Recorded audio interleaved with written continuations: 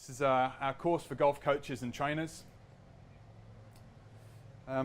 So it's worth kicking off before we get into the nitty-gritty of the technical theory stuff, talking a little bit about how Gravity Fit can help your business. So essentially we can look at improving player performance and minimizing risk of injury through using the equipment to teach posture, teach correct or more efficient movement patterns, and hopefully that has a flow on to performance. If we get people in better posture, if we get their joints more stable, and if we get them moving in a more efficient way, then they're much less likely to aggravate injuries through their golf activity. As you know, with general punters, sore shoulders, sore backs, sore wrists are a major inhibitor to people's participation in golf and their enjoyment in golf. And so we feel as though we're trying to help that not only the coaching aspect, but also the participation aspect of golf as well. So we're looking to optimize muscle function and movement, as we said, and get the body working exactly as it was designed. In terms of the business side of things, Gravity Fit can be a very useful little side revenue piece as well. We can refer customers to you in your area. So if someone comes into us and says, I'd like to know where I can go and get some coaching with Gravity Fit, then we can refer people to you guys who are going to be certified after today, which is nice. And also there's on-selling options as well. So some people make a very nice little sideline in actually selling the gear on to their students as well. We also have an affiliate program where if you don't want to hold stock, you can just refer people to the website and take a commission on their sale. All right, so essentially what we're doing is strengthening the spine and its connection to the limbs through better sequencing, activation of gravity muscles. And I'll go into this in pretty deep detail in just a sec. Essentially that's what we're doing. We're looking to stabilize the spine and the connections to the limbs, aka hips and shoulders and neck, in order to get people moving more efficiently, get them standing better, get them moving more efficiently, and then applying that into the golf context. It's science-based training equipment. There's a big body of research that this is based on from Dr. Carolyn Richardson. She essentially found throughout her research that we have a weakening deep muscle system which is destabilizing our spine and major joints and causing all the issues that we see in modern society with musculoskeletal injuries. We've got heaps of exercises and drills. We're going to go through a bunch today. You're probably going to do a fair bit of physical work today. Hopefully at the end of it you're feeling like you're probably a little bit taller in your posture, a little bit more stable. There's key principles to spinal core strength. Although the research behind what we do is very complex, the application is really quite simple once you nail one or two key principles, and we'll be going into those and repeating those throughout the day as well. We're looking for more stable, solid, repeatable golf swings. We're not about adding 10 miles an hour club head speed in 5 minutes. We're about trying to get people into a position where they can make a more repeatable golf swing that's just more stable, more solid, more ergonomic, more efficient. We can also, we think, have a positive effect on feel, consistency and performance, and then as we've spoken about already, that prevention of back injury and joint injury as well, big on that. Some of the organisations we've been lucky enough to work with, the Golf Australia, Golf New Zealand, various other golfing bodies throughout the world, Hong Kong Golf Association, Spanish Golf Association, Golf Canada. The list is growing all the time. People are getting more and more interested in what we do. NASA, they've been key partners of ours conducting research on injury prevention for their astronauts, and I'll go into that in a little bit more detail. They're currently helping us out with design for a garment that we're working on, which is quite an exciting little thing. I might pull that out later so you guys can have a look at that. So we've been very lucky to work with some really awesome organisations that have helped us sort of tune and refine the products to be more useful, more efficient for physios and golf coaches to use in their contexts. All right, developing a strong spine. This is the fundamental thing that we're doing today, or we're looking at it from the Gravity Fit perspective. So we're looking at developing a strong and flexible spine with strong and flexible connections between the spine and the limbs and the head. So what we're looking for is we're trying to get this idea of the spine being like a really stiff spring, a really tightly coiled stiff spring. And so if you would just hold that spring here, it wouldn't move, it wouldn't deviate. But if I was to put force on it, then it would bend, it would move in any direction I wanted to, but it would come back to this place where it's nice and stiff and stable. So the idea of having stiffness in the body, I think, has probably been misunderstood. With these key deep muscles that we're trying to train, we do actually want stiffness in those muscles. They're supposed to be on all the time and working. And then it's for your larger, more superficial muscles that we're trying to keep them nice and loose and limber. So when I say stiffness, don't think of someone who kind of walks around and can't like rotate at all. When I'm talking about stiffness in these deep muscles, it's definitely a good thing. So if we're looking at these, the spine and the connections, the head and upper spine, we're looking at the cervical core here, or cervical core, this one just here. Then we're looking at the thoracic core, one down, and the lumbar core, the one at the bottom. So when we say core, I think a lot of the traditional kind of rhetoric around core has focused on the lumbar area, all about the abs, right? But we see there's actually 3 cores throughout the spine, and you could even say there's one core that runs up and down the spine. So if we're looking at the cervical core, for example, we're looking at the deep neck flexors, which are really key to stabilizing our head efficiently. In the thoracic core, we'd be looking at serratus, we'd be looking at the lower trap muscles, we'd be looking at multifidus through that area. And then if we're looking at the lumbar core through here, we're looking at transversus abdominis and the inner obliques and QL as stabilizers of that lumbar core. So when I'm saying core today, I'm going to be referring to this entire system of muscles that goes basically from the pelvis all the way up to our head and joins onto the limbs that we're trying to strengthen and stabilize in order to perform better. And this is, ever since I've been introduced to Gravity Fit, this has been a central kind of principle of the way that I train people. I found it absolutely key to really understanding how people move.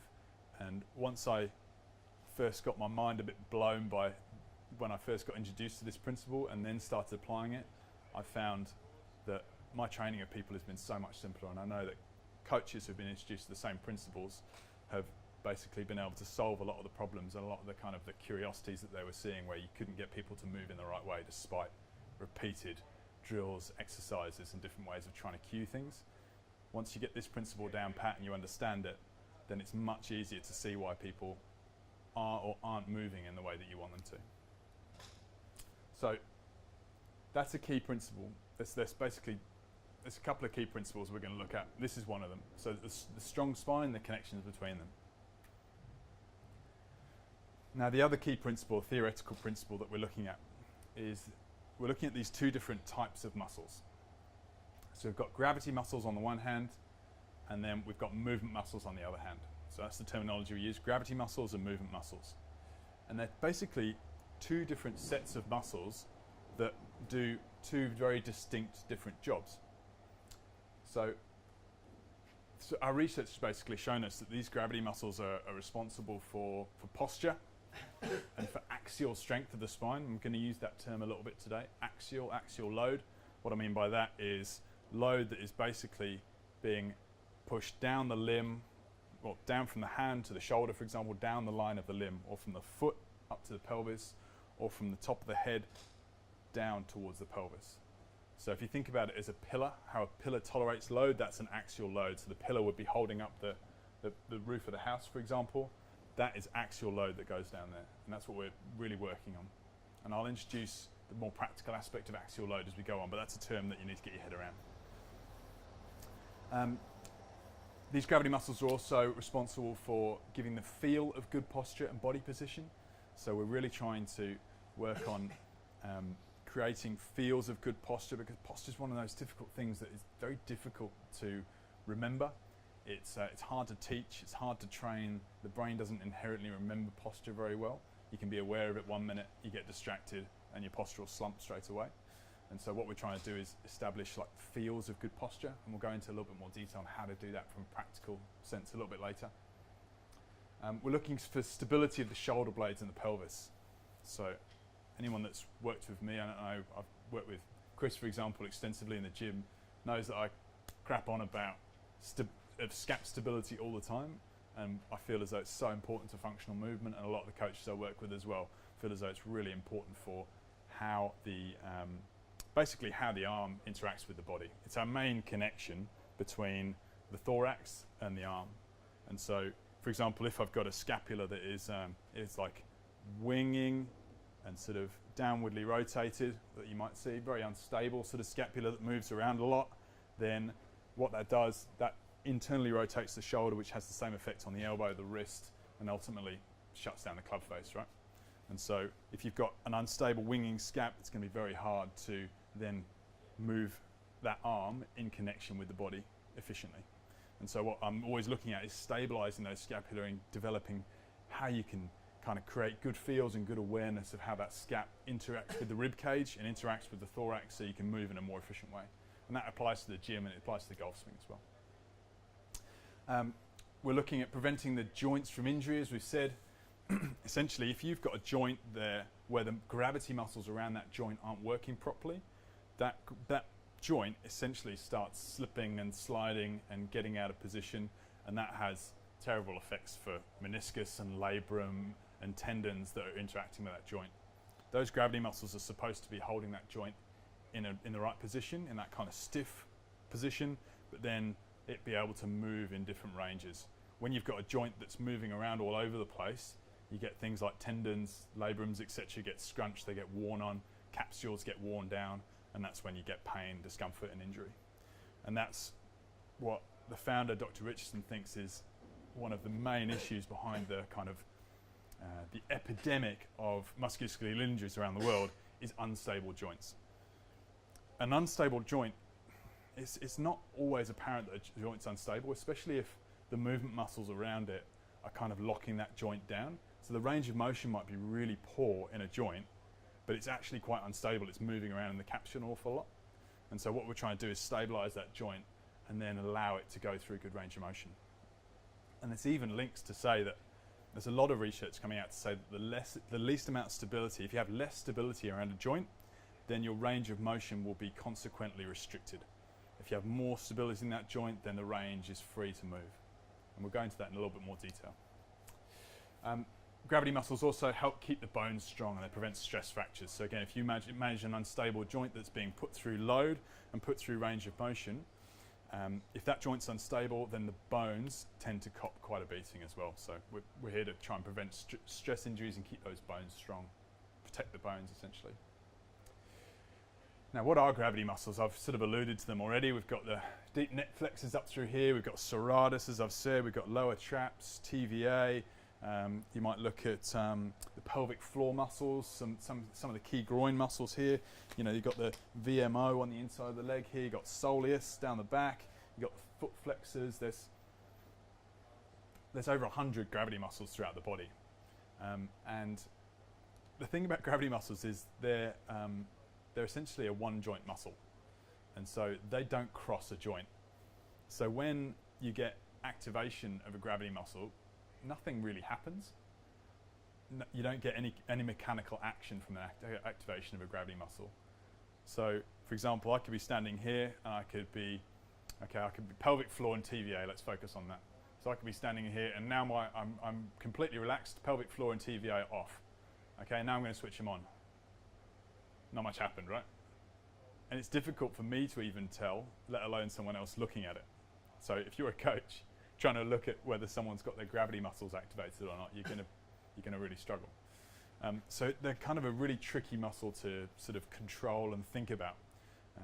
So for example, if I was to say, Mish, I'd like you to now activate your multifidus in your spine.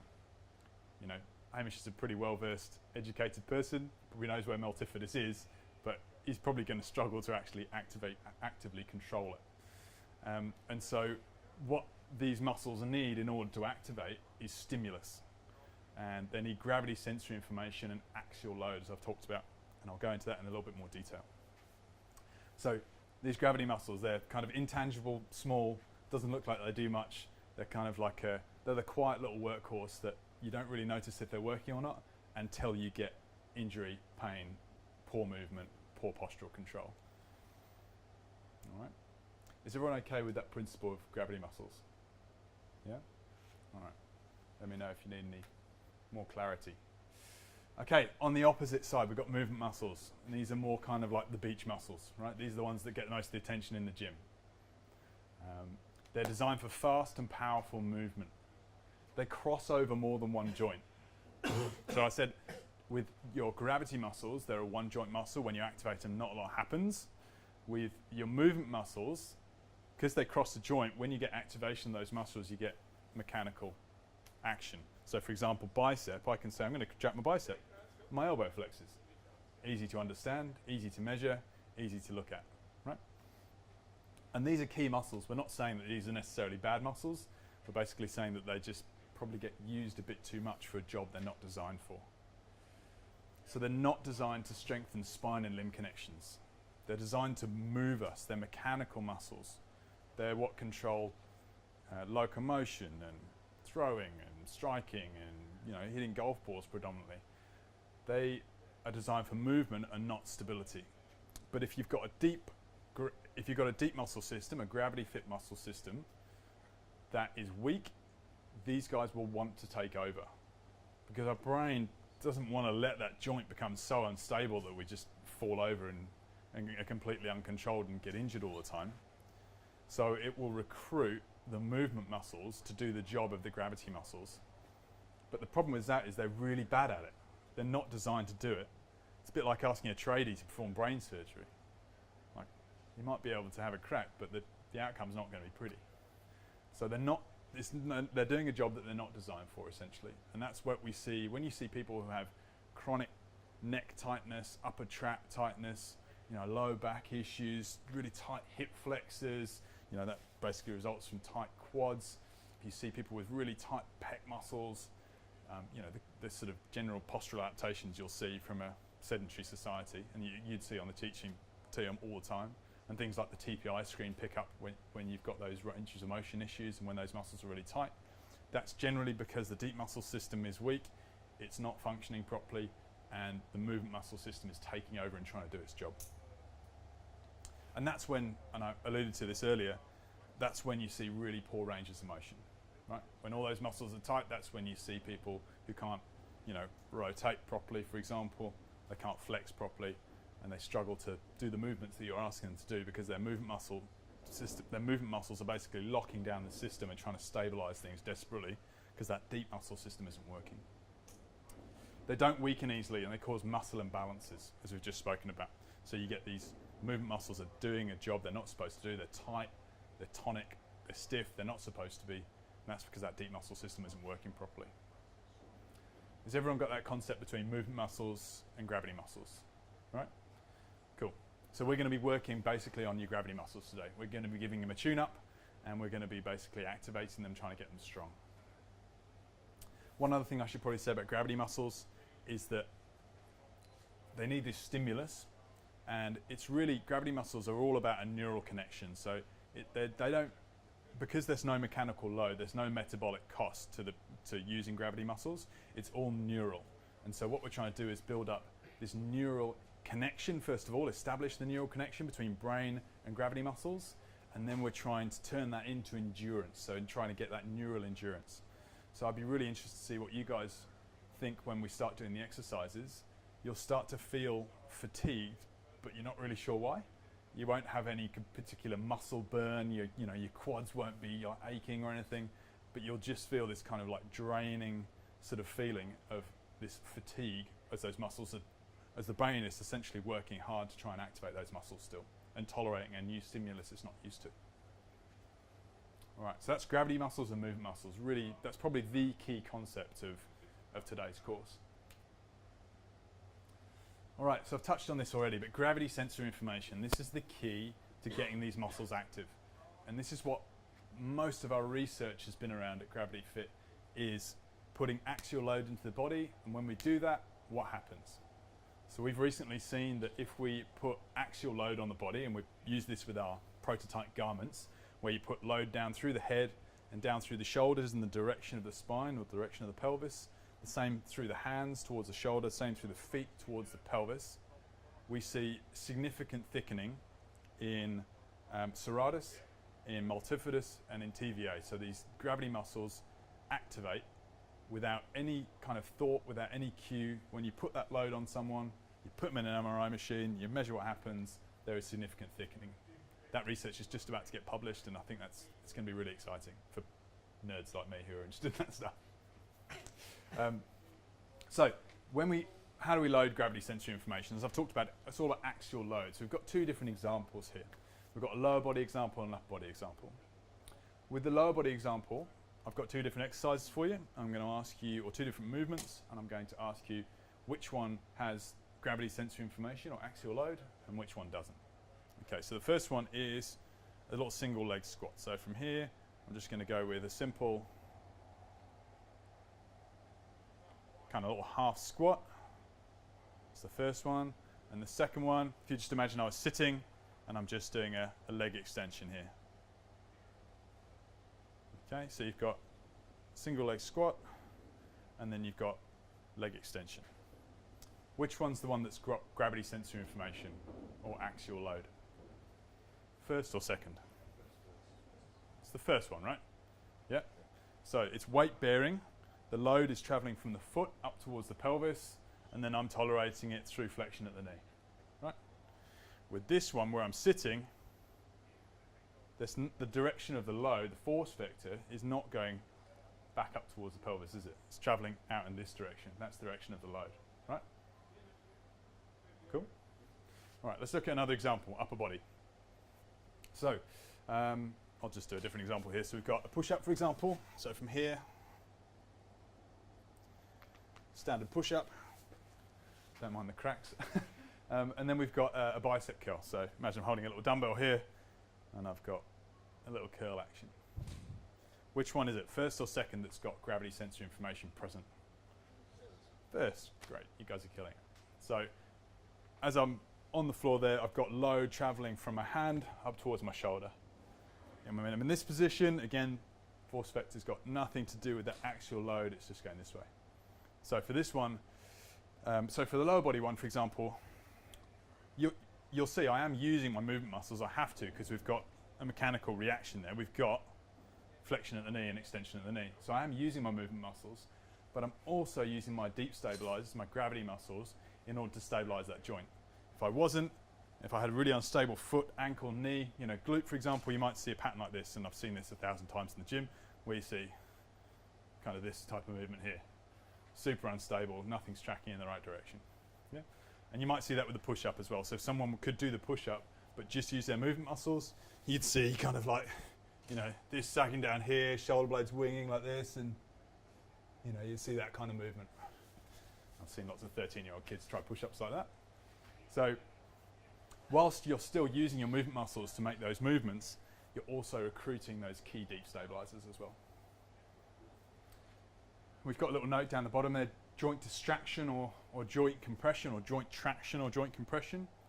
So that's another way to think about it, is does the movement is it pushing joint surfaces together, or is it pulling them apart? We're trying to push joint surfaces together. That axial load will push those joint surfaces, for example, in my elbow and my shoulder together, because I'm pushing back this way and I'm tolerating that load. If I'm doing a bicep curl, it's actually pulling those joint surfaces apart. So we want to try and get exercise and the teaching of exercise more around compression of the joints, so those deep stabilizers can work properly. So that neural connection with the gravity muscles can get established and work properly. Is everyone okay with gravity sensory information? We can shorten it. It's a bit of a mouthful. You can shorten it to GSI. I'll often refer to it as GSI, or axial load. Right? Okay. Good posture and its effect on increasing sensory feel. Now this is quite a sort of tricky thing to understand. It's also quite a tricky thing to explain. But essentially, with good, strong posture, we're looking for a spine that has 3 curves in it. So we're looking for a cervical curve here, we're looking for a thoracic curve here, and we're looking for a lumbar curve here. We don't want to see spines that are dead flat like that. It's not the way they're supposed to work. It's supposed to be a bit of a curve here, a bit of a curve here, and then a bit of a curve in the lumbar as well. We're supposed to see a little kind of gentle S shape. And some people are going to have more an S shape than others. Some people have, and especially if you look at someone, if you've got someone with a kind of a big butt, then it might look like they've got a bit more of a lumbar curve. But what we don't want to do is try and aim for completely flat spines, because in doing so we're manipulating ourselves out of kind of a neutral position. And if we look at this example on the right hand side here, we've got a completely flat spine, then we've got a kind of C-shaped posture spine, and then we've got that neutral sort of shaped spine here. So in theory, we'd like to see the one on the right, but I'm well aware this is quite a contentious sort of topic in golf coaching, and people can move perfectly well from more of a C shape, and I think that the dominant sort of thought for a while was to try and get into this kind of like really flat sort of, especially extended thoracic kind of position here. I think I'd like to encourage people to move away from that, have a bit more of a relaxed sort of establishment of that thoracic spine there. And I think it's a good topic for conversation, because some people like to see people in different postures, and also making sure that posture actually matches up the way they move their body and their club as well. We can maybe talk about that at lunchtime. So as I've talked about before, this spring analogy, we're after that kind of really thick sort of spring that you can bend and move, but it'll always come back to that nice neutral strong position, as opposed to like a slinky, which it's all over the place, and if you push it, it'll just like fall over. Yeah. Okay, the lack of sensory effects of gravity. So this is a big problem, and I've alluded to it already. Our lifestyles of the past are disappearing. Our active lifestyles of the past are disappearing. We're doing less moving around. We're doing less manual labour.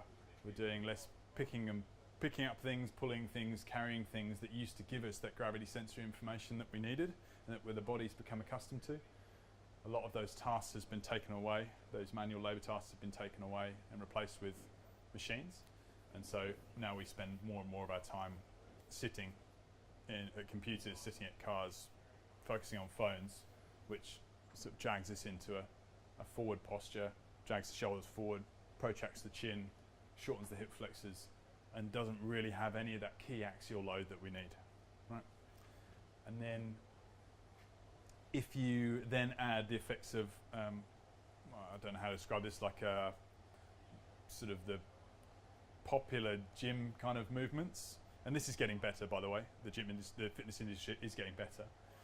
But if you look at the sedentary lifestyle and you compare it with, for example, bicep curls and bench press and leg extensions, then you've got a recipe for those muscle imbalances we talked about, where the movement muscles start to become even more dominant because they're getting worked a lot in the gym without the presence of axial load, and you're combining that with a sedentary kind of lifestyle.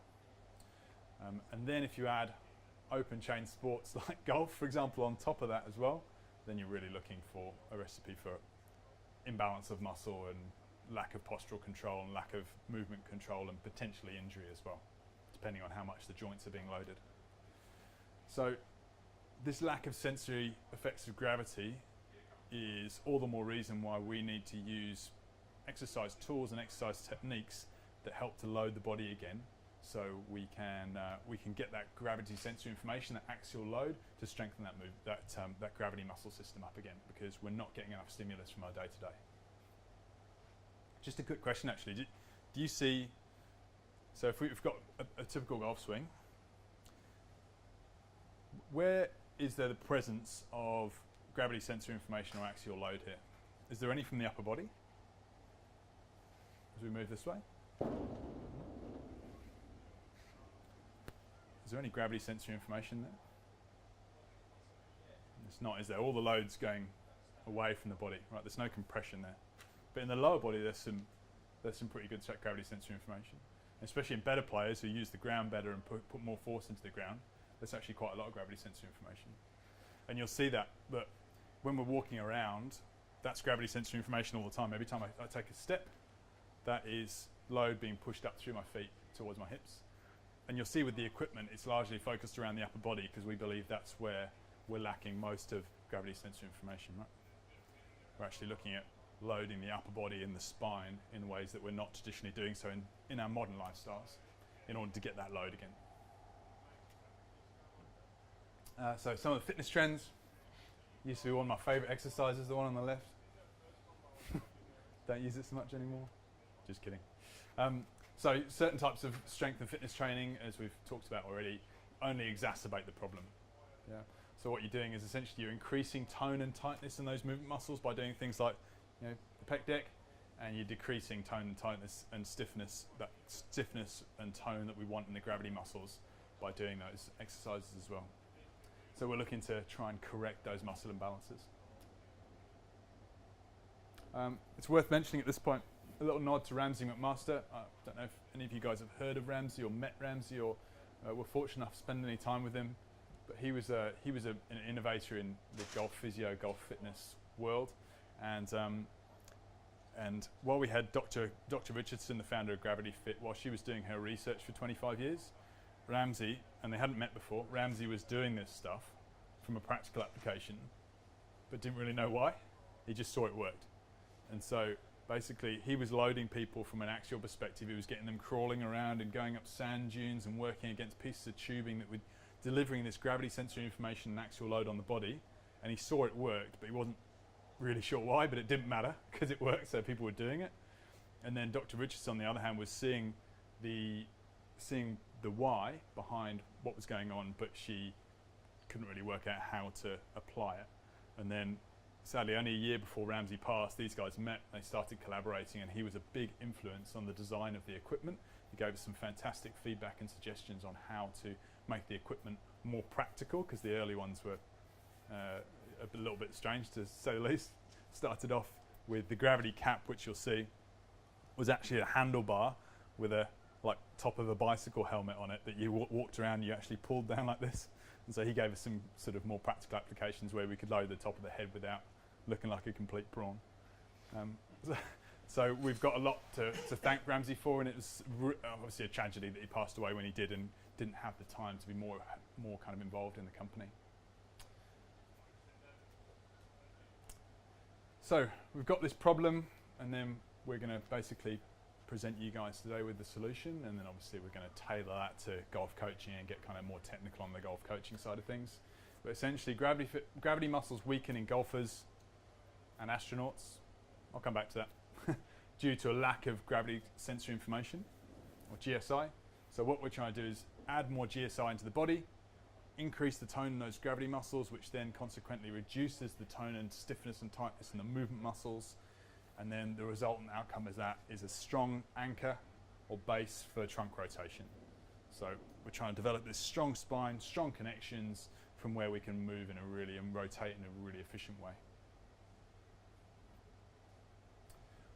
Ways that you can further increase the effects of gravity sensory information. So we've got the equipment, we're going to go through a bunch of techniques today. Ways that you can further increase it.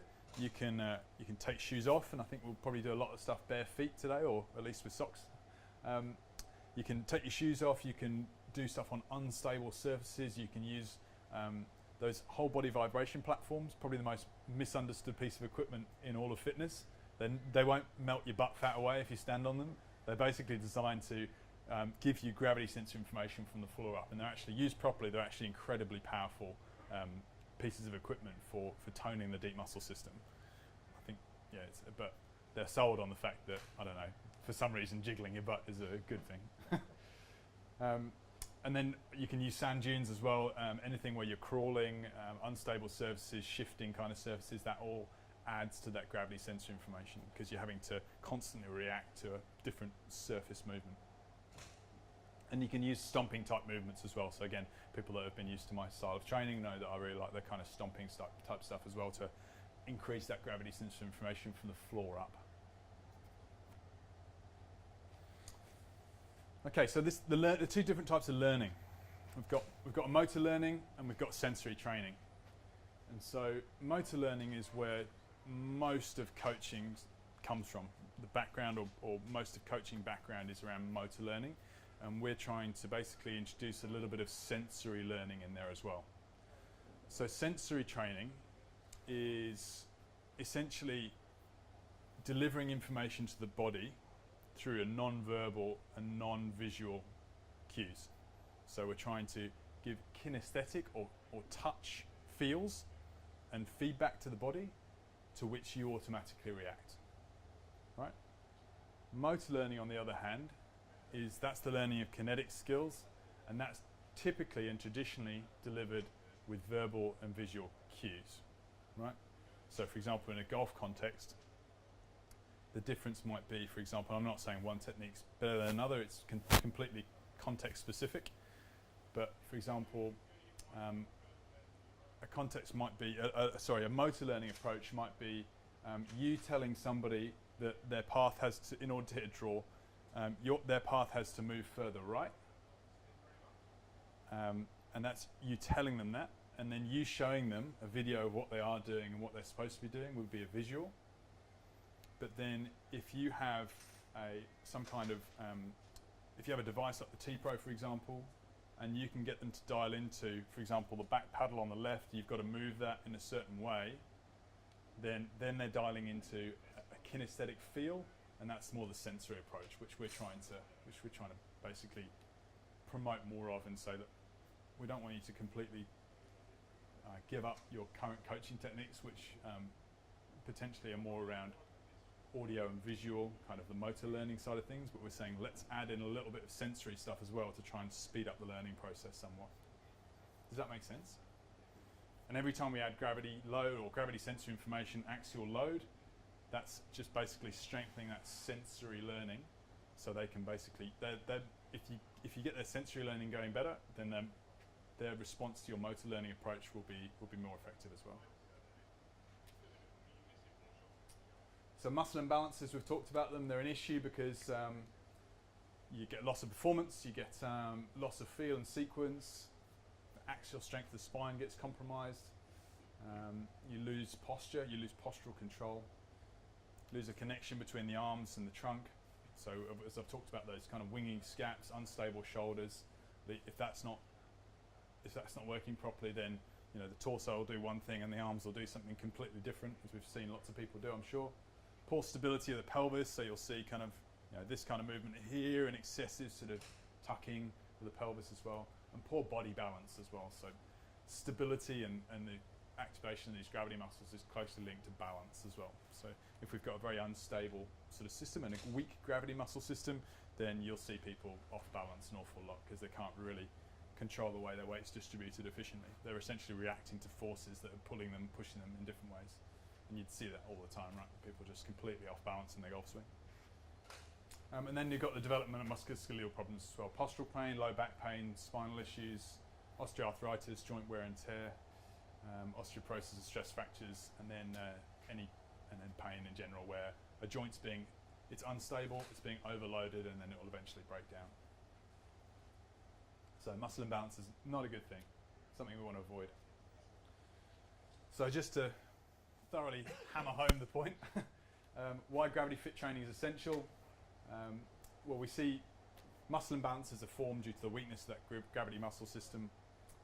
So we've got to add sensory load to prevent injury, get better posture, better spinal core strength, better feel of posture and movement, stability of those key shoulder blades and the pelvis as well, keep the bones really strong, and lastly, hopefully get you moving in a more efficient way during the golf swing as well.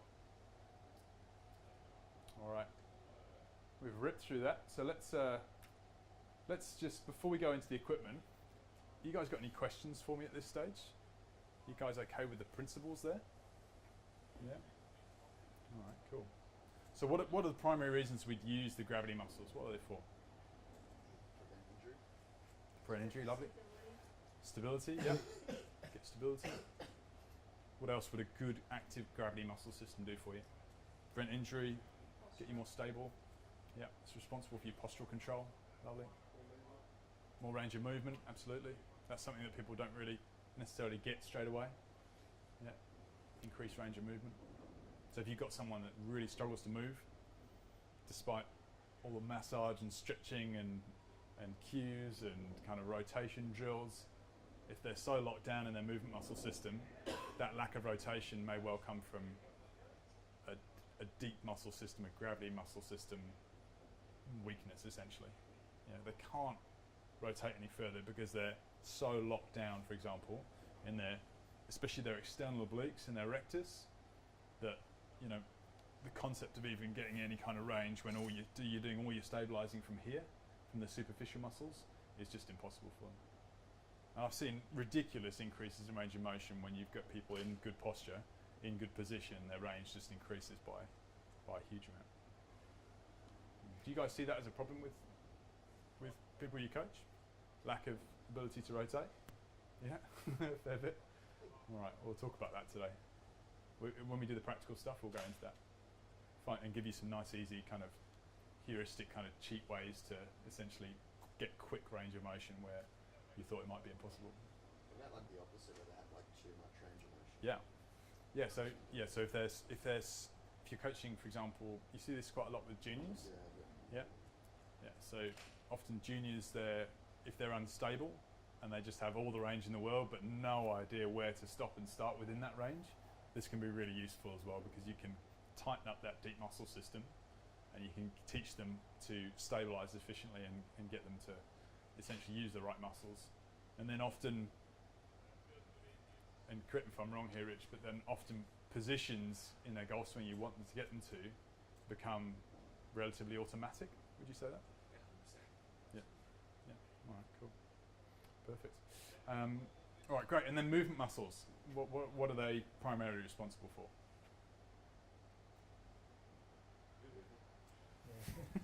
Spot on. Movement essentially. Are they designed for slow control type stuff or fast powerful stuff? Fast powerful, right? Perfect. Okay, good. And would they be the prime kind of movers in your golf swing that are creating the actual movement, rotation, etc.? Yeah, they would be.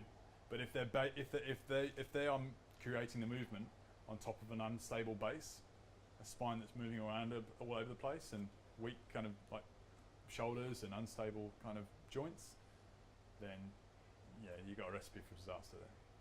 Yeah, perfect. All right, guys, cool. So I'm going to get you to pair up, please. You want to just do that now, and then we'll break out some equipment and start having a look at some stuff. Yeah. We're going to start with by far the funkiest looking piece of equipment, which is the gravity cap. Right. This is the model on from the handlebar, basically. So essentially what we've got here is we've got a cap, but you don't necessarily need to use the cap. It's more for aesthetic. This actually peels off from the Velcro here, and what we're really looking to do is load on top of the head, right? So think of someone walking down the road carrying a big pot of water on their head, for example. That's what we're trying to do. We're trying to get load on top of the head against which we have to push up, and that combination, axial load combined with the postural cue of pushing up, does an incredible job of activating your deep muscle system from your neck right down to your pelvis. So while this looks like the weirdest thing, it's probably the most effective in terms of pure posture and deep muscle system stimulus, right? Okay, so I might use the cap first up. It's quite big, so if you've got a little head, I've got an absolutely massive melon, so it's fine for me, but if you've got quite a small head, it might like sit over your eyes a bit, so you feel free to take the bands off there. Okay, so when we put this on, we're looking to essentially, I'll get you guys to do this in a sec, we'll stand up, use a bit of space and do this. When you put this on, you're essentially looking to get the tubing running straight over the crown of your head.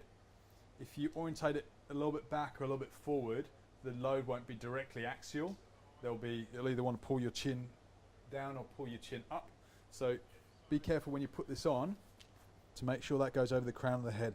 And what I do from here is I basically get middle finger and I just put it between the tubing there, and I'll just run it down and make sure that it's not twisted. And so then I can put my hands through. Tubing sits either side of the shoulder, and from there I can press down on the bands. I can stretch tall, feel as I draw my spine out my pelvis, and that's really the key postural cue for this. Feel as I draw your spine out the pelvis, stretch tall, push down against those bands, and then for some people you just want to cue maybe a little bit of a retracted chin as well. And it's incredible how quickly you'll see people's posture just go from slumped and forward into really upright, straight, and you'll see people who have like big thoracic curves, for example, or kind of lumbar lordosis. Once you give them this cue and this load, you'll see that spine just neutral out and get into these kind of nice gentle curves, which, believe me, is a really hard thing to teach. And so we'll talk about how you can apply this into a golf setting in a bit. This piece of equipment is really good for teaching upright posture and delivering that key GSI or axial load on top of the head to stimulate the deep muscle system from your jaw or your head right down to your pelvis. So essentially what it does, it puts load on top of the head, and you've got to push up against that to tolerate that load, and that's what gives you the key stimulus for the deep muscle system. So the way we put it on is the tubing needs to go directly over the crown of the head, like so. And then I just want you to run your fingers down the tubing to make sure it's not twisted. Put the arms through. Make sure that tubing's sitting directly on top of the head. And then if we turn sideways, you'll see that the tubing goes either side of the shoulder and my ear should sit directly in the middle of the tubing there. From there, you can push down on the tubing, on the handles, stretch tall, so feel as though you draw your spine up the pelvis, and you should see a nice straight line between ear, shoulder, and hip. And that's when you know they've got good alignment. So some people might need a little bit of cueing for their chin. So some people, despite the cues, might still have their chin forward, their head forward. So from there you can ask them just to retract the chin, feel as though the load goes straight through the top of the head. Okay, let's look at some exercises using the gravity cap. So the first one is just standing tall, obviously. So from here, we're looking to stretch tall, push up against the load of the tubing that's going directly down through the crown of my head, and that hold movement is enough to give you that stimulus for the deep muscle system. Now if you want to make that into a little bit of locomotion or a movement type exercise, then we can look at some walking. So you can look at some forward walking, some forward steps, working in reverse, and that's a very low level way of progressing that standing exercise. The next exercise will be some arm pulses. So from here, again from side on, I'm going to be in that good tall, stretch tall posture. I'm going to press down on the tubing and then come back up. Press down, come up.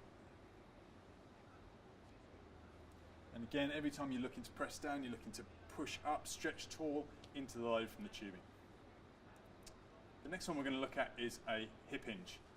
So from here, same start position, pushing down on the handles, pushing up through the top of the cap, and we're just going to look to hinge forward from the hips, keeping that nice neutral spine. And what we're looking for there is to keep that neutral spine all the way through the hinge. We don't want to see any rounding through the lower back. We want to make sure the hands stay in line with the spine. So we don't want to drop our hands forward. Make sure they stay in line with the spine as we hinge forward. Next one we can look at is a little split squat. So from here, we just want to drop one foot back. Again, same position. Push down the handles, push up through the cap. And then we're just going to slowly lower our knee towards the floor and come back up. Same feel. Just looking to lengthen through the spine, gently tuck the chin, and work through some nice range. Okay, so let's look at the hip hinge exercise. So from here, we're going to start off as normal, pushing down the handles, pushing up through the tubing, just lengthening through the spine. We know that's great for stimulating that deep muscle system. From here, we can look at a hinge forward and back up. This is a great way to teach people how to hinge effectively. We know that's an issue for golf coaches, teaching people how to get properly into golf posture and hinge from the hip as opposed to bending from their lower back. So from here we can push up into the cap and then hinge effectively, making sure the arms stay in line with the body. Okay, another great exercise you can do with the gravity cap is looking at some knee lifts. So this is just a way of progressing that postural control, and it's looking to just work on their balance as well. So from here we're going to bring the feet together and lift the knee up to about parallel to the floor. I'll show you from the side. So same postural cues, stretching up tall against the resistance and then just alternating between legs. This is a great way of just progressing that postural feel that you're getting from the cap and adding a balance aspect in as well. Now let's look at the split stance. So this is if you want to involve a little bit of balance, also include some leg strength, and just challenge the ability to hold postural control a little bit. So from here we can look at sideways on, dropping one foot back, again pushing down on the handles, stretching tall against the resistance, and from there we can just look to drop that knee down towards the floor, bring it back up. Now let's look at doing a split squat with the gravity cap. So this is basically going to take that postural control required to tolerate the load from the tubing and apply it to a more balanced and lower body strength scenario. So if I show you from sideways on, we're going to take a big step back, push down on the handles, stretch tall through the cap, drop the knee towards the floor and come back up. really good exercise to challenge lower body stability, ankle, foot, and hip stability, along with that postural control required to tolerate the load from the tubing on the cap. When we're using the gravity cap, we can adjust the resistance depending on the person's strength levels, their endurance levels, or also their limb length and height. So the way that we do that is we look to essentially shorten the bands. So the bands have several markings on them from 1 through to 4, and they're a guideline for how short you want the bands. So shorter bands equals more resistance. So I'm currently on setting 1, and I'll show you how to move to setting 3, for example. Is we just pull the tubing through, say until we get to number 3, and then we do it the same on the other side as well. So I'm just going to pull the tubing through until I get to a number 3 setting, and I would have to do that on the other side to make sure it's even as well. So front and back, left and right. So once you've pulled through, matched up, then as you can see, we've got much shorter bands which offer more resistance, and they're nice and balanced from left to right and from front to back. So just to summarise, we've got the gravity cap. When you're using the gravity cap, get the tubing going over the crown of the head, make sure the bands aren't twisted. If you're in the right position, you should see nice straight lines with the bands, no kinks in the bands, and you should see the ear sitting in between the two bands, and you see the ear stacked on top of the shoulder, which is stacked on top of the pelvis, right? When we're using it, we're looking to cue them into a stretch tall kind of position, where a stretch tall feel as though they draw the spine out the pelvis. Some people like to think of being almost like a puppet, having a string pulling you up at the top of your head. You can cue it however you like, as long as they're getting that lengthening of the spine against that load there. And we know that we can adjust the resistance as well to suit the person. Cool. I would start off light and work to heavier rather than the other way around. Cool. Contraindications.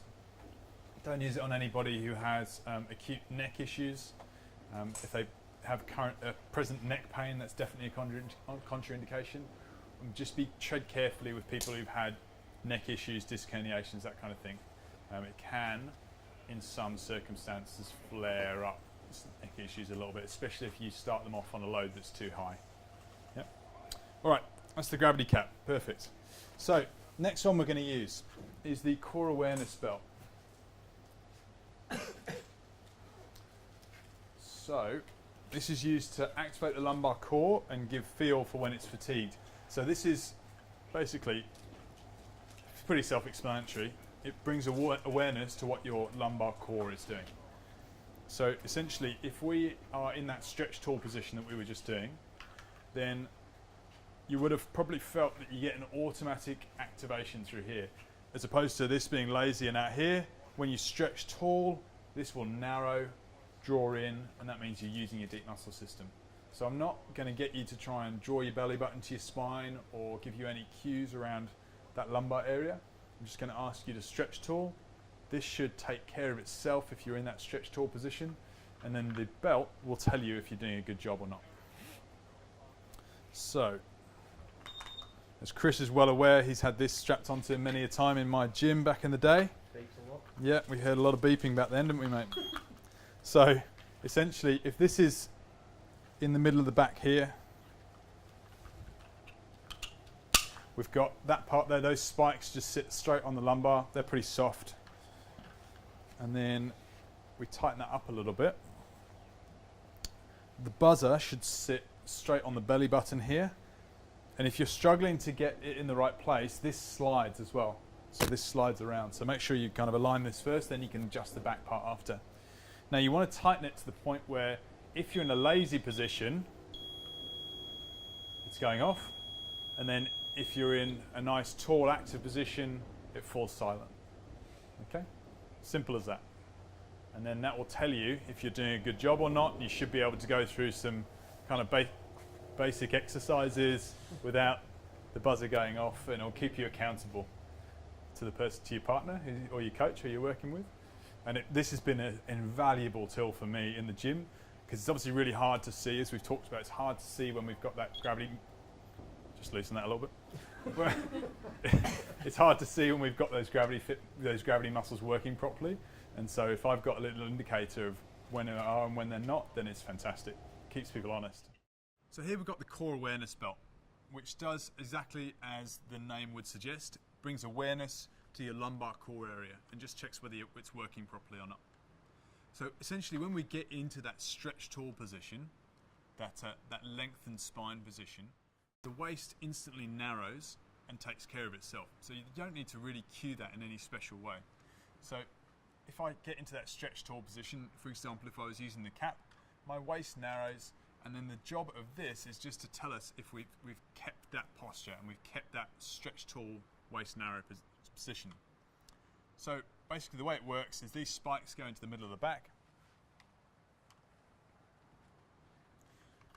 attaches around the front, clips on, and then this buzzer is essentially an audio feedback on whether I'm doing a good job or not. So it reacts to pressure.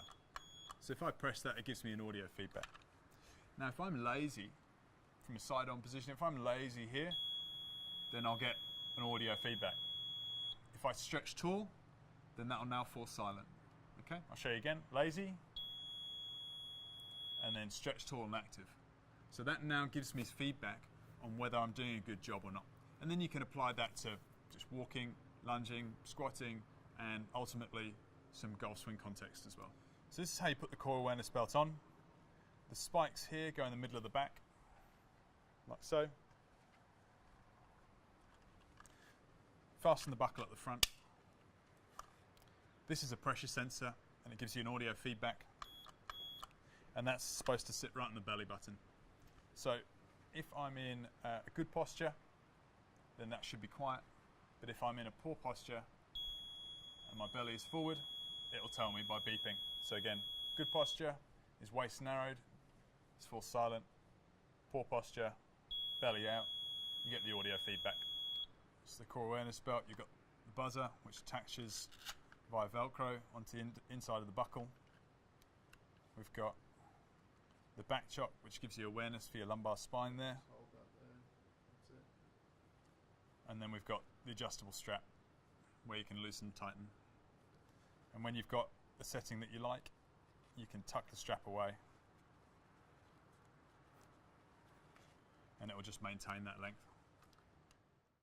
If you're having to adjust it for different people, having the strap fed into this part here can be quite fiddly, and so I would recommend just taking that out completely, and then it's really easy to adjust back and forth, and then you can just tuck it away if you need to. Once you've got it on a setting that you, for example, if you've got it for your own use and you've got it on a setting, provided your waist circumference stays somewhat stable, you can just feed that through and just have it sit there, and that'll be your setting. Cool. All right. A few people asked me about breathing.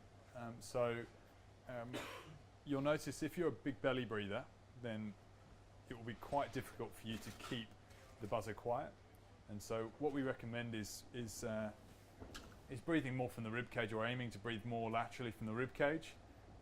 But I don't necessarily recommend you trying to teach someone how to breathe differently when they've come to see you to stop slicing it. So that could be if someone's a belly breather and they're really struggling with control with their core awareness belt, then I would just use it for short little periods just to bring awareness to their posture, as opposed to trying to get them to wear it for long periods of time, because you and they are probably going to get quite frustrated by it.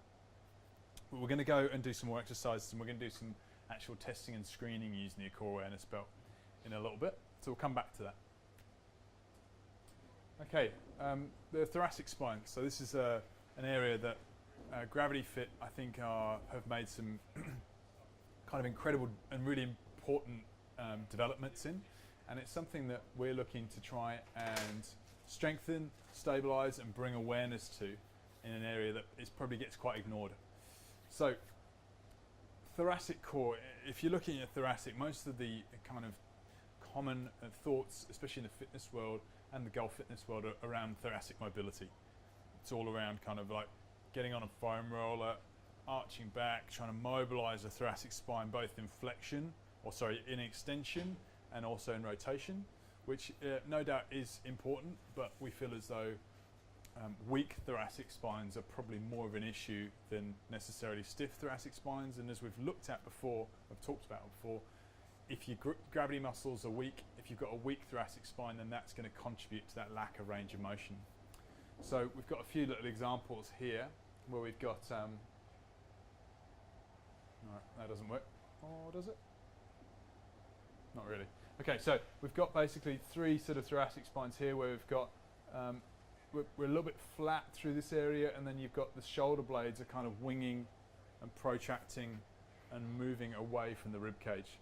So that, I just wanted to put that up to give you a little visual. So what we want is to try and get the rib cage like this, and then the scap on the rib cage here, connected and hugged into the rib cage. And from there it can do its thing. It can upwardly rotate here, it can go into protraction, retraction. It's got nice range of movement, but it's hugged into the rib cage while it's doing it, as opposed to being winged away and then that having a detrimental effect on the shoulder, as we talked about earlier. Scat wings, this gets turned downwards, and then it has the consequent effect on elbow, wrist, and ultimately face. Okay? So let's talk a little bit about trying to strengthen that thoracic core up, and to do so we use the T-Pro. So this is the device. If you kind of follow Gravity Fit with the social media aspect, then you would have seen this device being promoted, and it's definitely the most popular amongst golf coaches, and it's definitely the most useful for coaching and anything in a golf context, and it's the device that we're going to be focusing on from lunchtime all the way through to the finish today. Okay, so the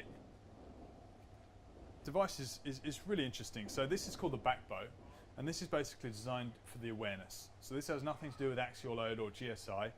This is just for awareness. So the spikes go in the middle of your back, and they give you awareness on if you're either too flexed or too extended, because they work in combination with the paddles on either side, which give you awareness of what your shoulder blades are doing. And so what we're trying to do obviously is trying to promote this kind of harmonious relationship between the rib cage or the thoracic spine and your shoulder blades. So that's the awareness piece there. So you can clip the bands into the back. You'll see they'll clip in nicely there. When they're fresh, they're a little bit stiff. If you try and put it in the wrong way round, it won't fit. So if it looks like it's broken, it doesn't work, just try spinning it around and it should slide in nicely. Okay? So you clip that in. Now the easiest way I think to put it on is to have the G upside down and the spikes facing towards you. Okay? So from here, I'm going to slide one arm in, slide the other arm in. I'm going to take the paddles here. I'm going to put it on my back. I'm going to let that sort of hang down to sort of that mid-thoracic region, T6, T7. And then I'm going to push the bands forward. I'm going to clip on. I'm going to slide those clips up. So those clips are designed so if I take my hands off the T-Pro, off the handles, this will just sit there nicely in the middle of my back and won't slide around and move about. So that's all that does is secure it onto your back. Okay, so from here, without even using the handles, I've got some nice awareness on what my shoulder blades and what my T-spine should be doing. So if I was, for example, like I did last year a lot, if I just got off a 14-hour flight from LA to Brisbane or whatever, and I was kind of like tired, hunched over, I've been sat in a kind of crappy economy seat for ages, I'll be in this kind of position here. This will be giving me awareness that, okay, Nick, time to straighten up a little bit. So stretch tall, and then feel as though you just bring your shoulder blades back to meet the paddles on either side. So if I'm rounded this way, I'll only feel spikes, I won't feel paddles, and you can probably see the gap there, obviously, between the paddles and my shoulder blades. And if I get into good posture, I can do so just through feel, and this is giving me awareness.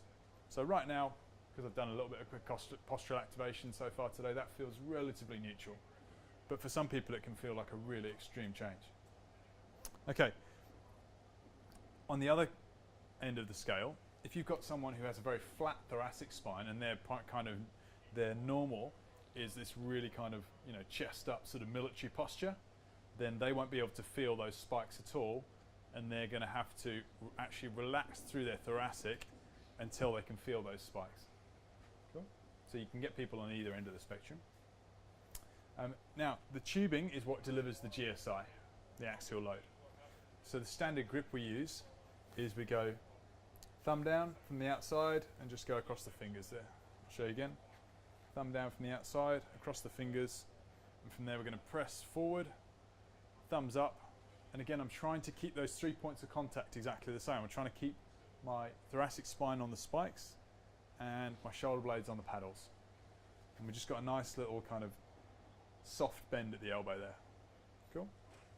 So from there, I can obviously just walk around. I can, just build the endurance up there in that postural position, or I can start doing press type movements. I can obviously, as golf coaches always just want to do, what does it feel like in a golf posture? What does it feel like in rotation? You can start to look at those as well. So I'm going to give you a more structured set of exercises in a bit, but why don't you partner up for now, sort your T-Pro out, pop it on and start using it. Just have a little bit of a play. Okay, so this is the Gravity Fit T-Pro. Basically there's two components, the T-Pro, the back bow and the tubing. So the back bow, it basically gives you feedback.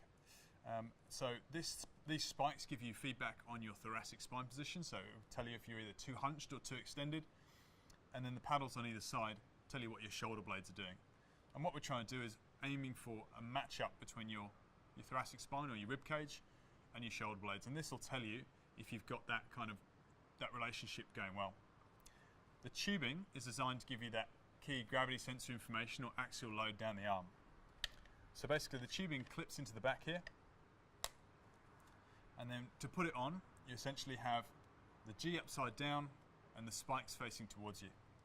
You can then put both arms, one arm through each loop, take the paddles and put it on the back.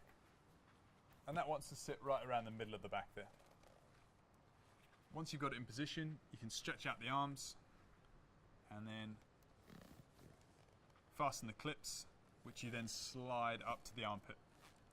So if you just let go of the handles, what that will do is essentially just give you some postural feedback. So it's telling me if I'm too hunched, I can only feel spikes, no paddles.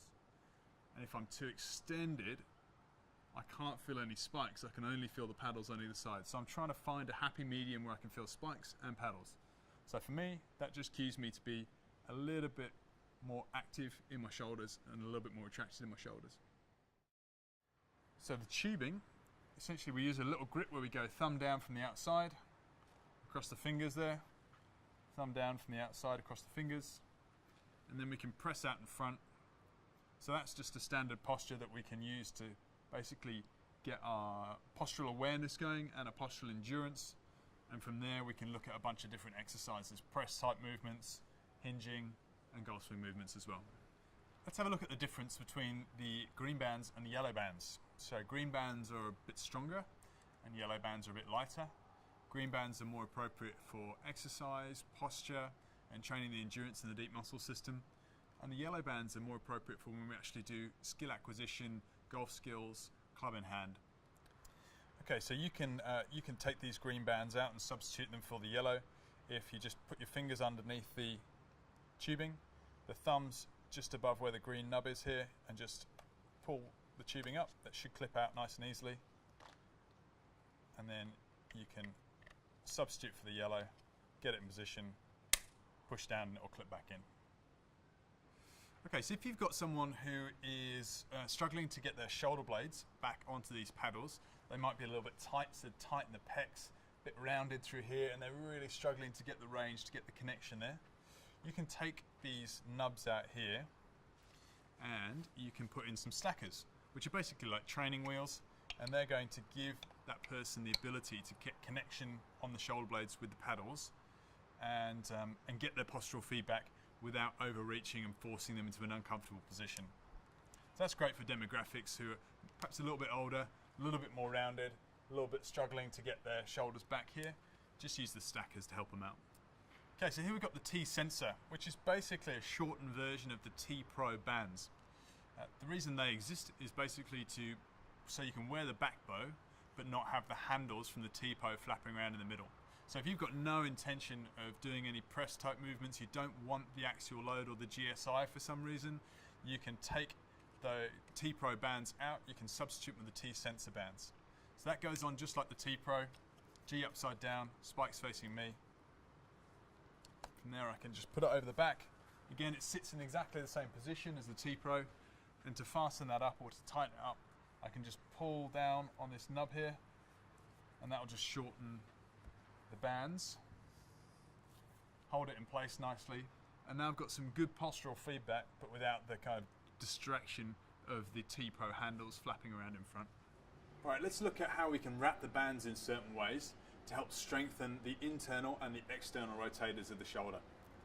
So if we're looking at strengthening the external rotators of the rotator cuff of the shoulder, we can look at wrapping the bands in a certain way. So this goes over the forearm and onto the thumb. So what that wants to do is drag my thumbs downwards, and then I can use that load to work against it by doing some press movements in different directions.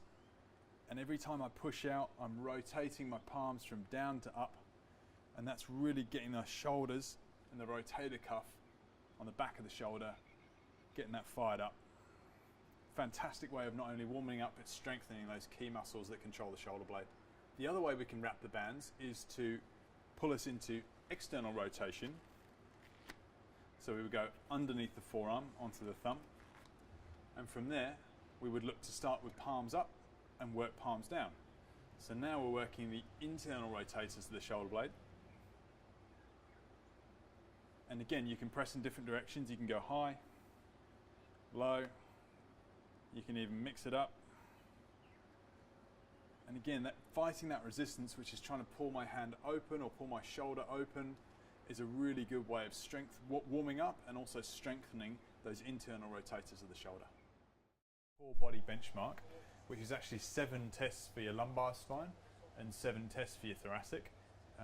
That is actually a whole day course that we teach to physios. We're not going to go through all that today, so we're basically going to cherry pick the most pertinent ones and have a quick look at those. So I've condensed it down to 5 different tests, which consists of 5 different exercises, and they're basically a little sequence that you can do either in your academy or on the lesson tee if you want to just try and establish where someone's at from a postural control perspective. So for this, we're going to use the Core Awareness Belt and your T-Pro. So we're looking to basically try and complete the movements with 3 repetitions each side, nice and slow, nice and controlled, without this guy going off, basically. So 1 beep would be a warning, and the 2nd beep would be a fail on the test. And you can always retry the test if you fail. So what we're going to look to first do is establish posture. That's the wall posture check. So I'm going to get you to find a piece of wall. I'll use this one here.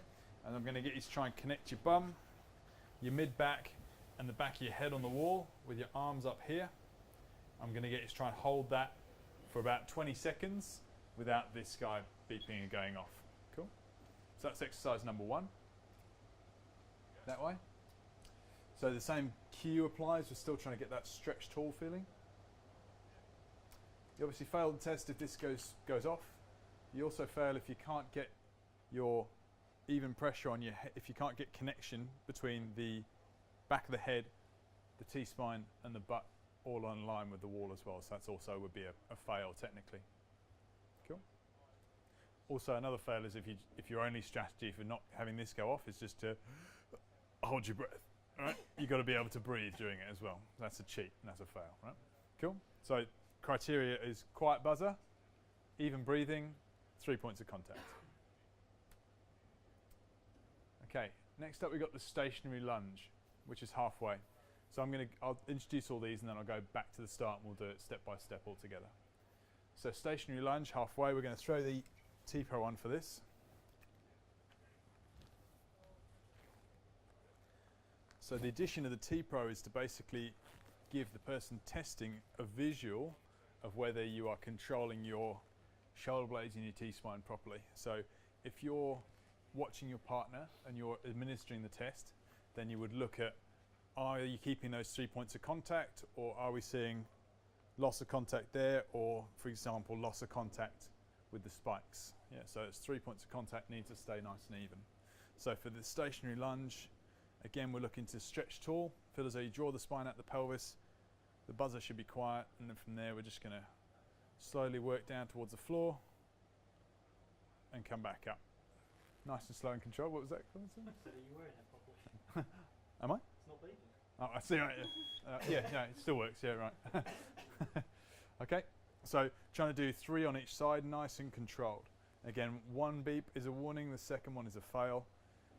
You would fail this test if you, if the beeping was going off, if you're holding your breath, if you couldn't keep those 3 points of contact, and also if you do those three things but your lunge looks like this, then that's also a fail. So you've got to be nice and balanced, 3 points of foot, knee and hip all in alignment, straight up and down. So the lunge should look technically right. We should have a nice level pelvis. So sometimes you'll see people lunge and the knee will kind of angle in, and that's because the pelvis is shifting outwards. So you're not supposed to have or the hip is shifting outwards and the right side will drop if you're doing a left side lunge. So that should be nice and level as well. So there's a few things to look for there. And again, I'll reiterate these points as we go through and we'll work through it all together. Single leg lift, single leg lift, leg left. Right, so from here we're going to go feet together, again in that nice upright posture, 3 points of contact, beeper quiet, and then from there we're just going to look to lift one leg, shift, lift the other leg. And again, same criteria, this quiet, breathing nice and easily, 3 points of contact. And for this, again, we're looking to see if you can keep nice and upright, or if we get, you know, a shift out to one side, or I've seen this one today, the 1 foot going out to the side as well. So we've got to try and keep that form nice and even and steady. Again, 3 reps each side. Then we move on to the upper body test. So we've got the wall push-up. So we would look to just stand a couple of feet away from the wall, and we're looking to just make a simple kind of half range push-up movement. And the key there again is those 3 points of contact on the back. That's going to get tested. Your ability to do that is going to get tested as you do that wall push-up. And again, keeping this quiet and breathing nice and evenly.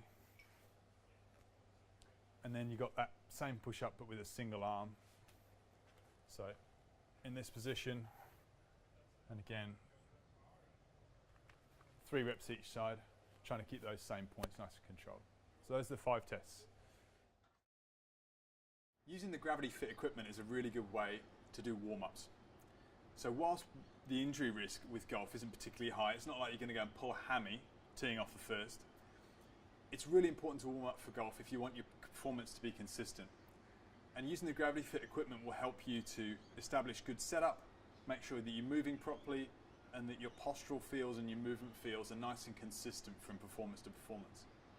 So what we can do is we can look at using the T-Pro especially to help establish good setup first of all, and then look at making sure your rotation is moving well, and then we can look to get specific and actually train some movement patterns that we want to see happen on the range before you play, and obviously during the round as well. So when we're looking at a warm-up in a group setting, we've got those 3 steps. So step 1 is all about establishing good upright posture. So we use the T-Pro to do that. And we use that stretch tool cue as usual. Feel as though you draw your spine out the pelvis and get those 3 points of contact on the back bow with your middle spine or your T-spine and your shoulder blades. From there we can look to do some arm press movements. And because this doesn't require a huge amount of concentration, you can be briefing your students in the clinic at that point as to what's going on in that particular session. So you can be like, step 1, we're going to be doing some putting, step 2, chipping, etc., etc.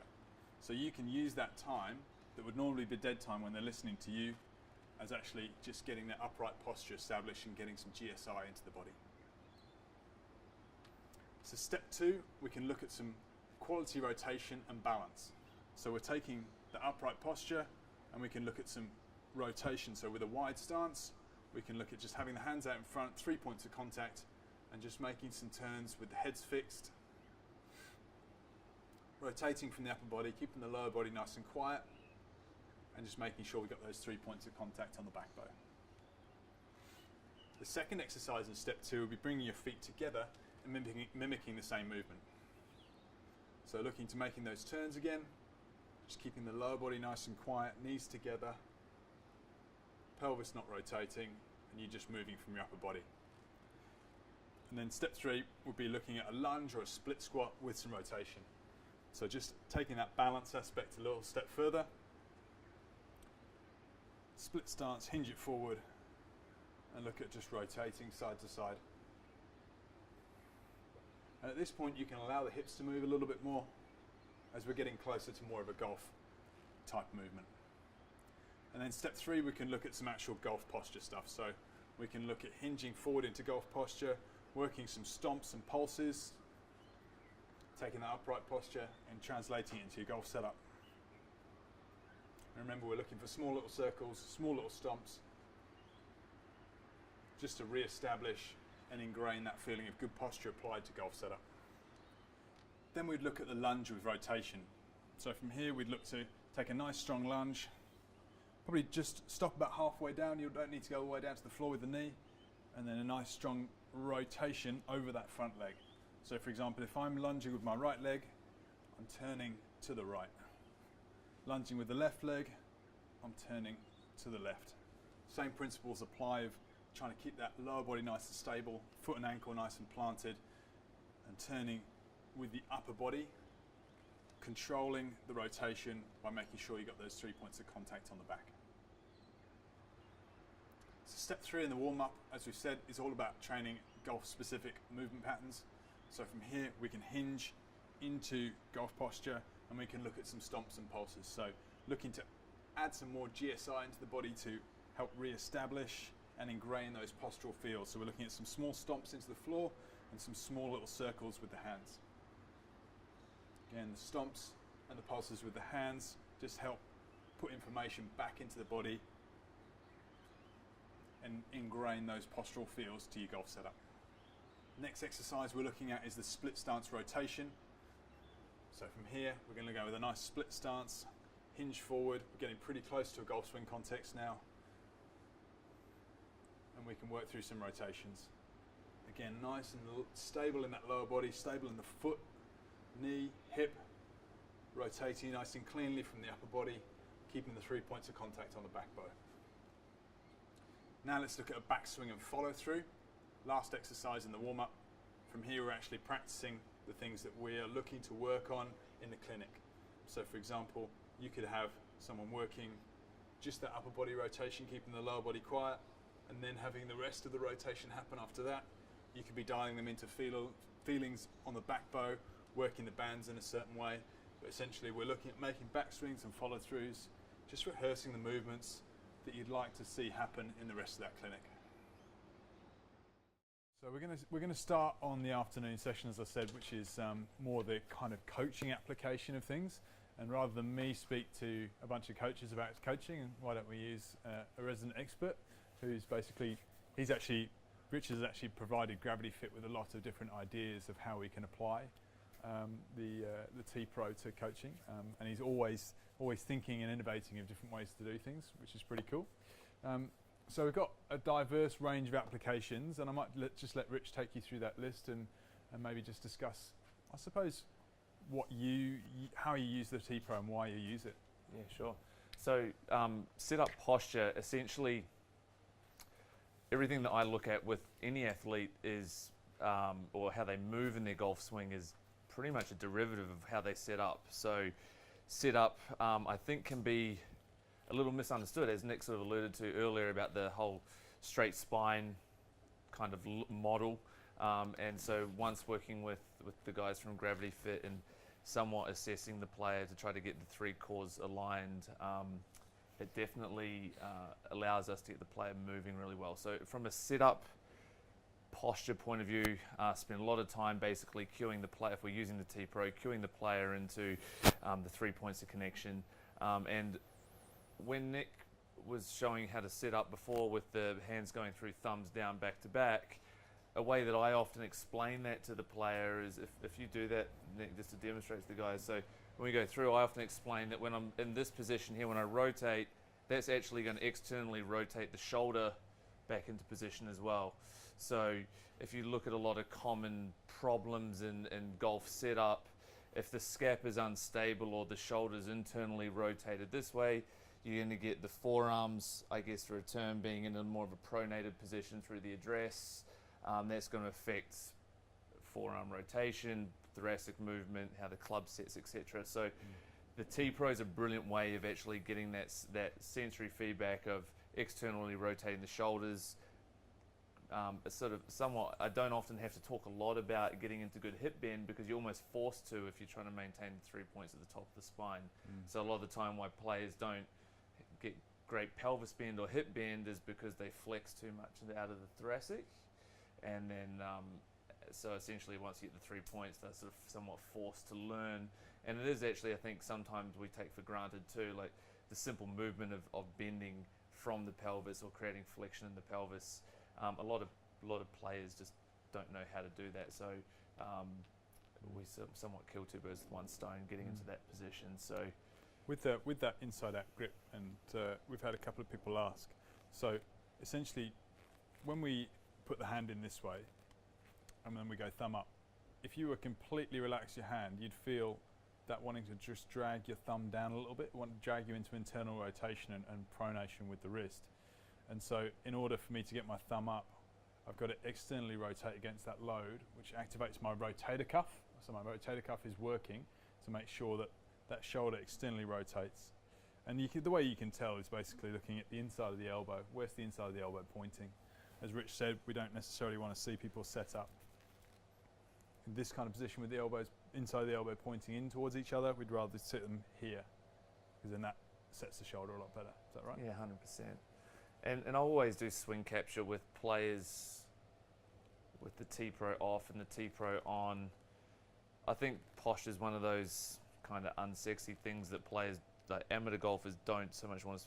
Tour pros, different story. Want to work on posture, want to refine it, want to make themselves feel a really good setup. But club golfers, not so much. More so interested in what's going on with ball flight or what's going on with position. So if we can somewhat spend that time educating them on, okay, the effects of posture on rotation, connection, position, balance, proprioception, the whole lot.